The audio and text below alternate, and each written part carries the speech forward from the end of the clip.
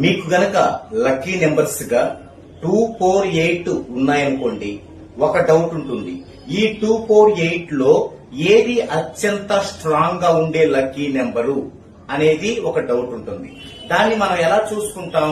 General గా అయితే 248 వచ్చిన టైంలో గమనించి దేనిలో ఎక్కువగా మనకి మంచి జరుగుతుందో, బాగా ఈజీగా సునాయాసంగా విజయం లభిస్తుందో దాన్నే లక్కీయెస్ట్ నంబర్ అంటాం.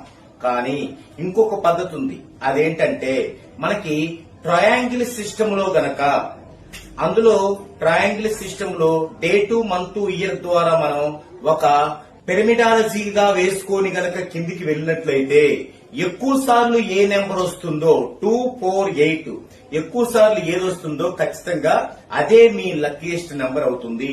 దాన్ని బట్టి పెద్ద పెద్ద మొత్తాల్లో మీరు ఇన్వెస్ట్మెంట్ చేయదలుచుకున్నప్పుడు ఆ యొక్క లక్కీ నెంబర్ తీసుకోవడం ద్వారా మీరు ఎక్కువ ప్రాఫిట్ ని పొందగలుగుతారు.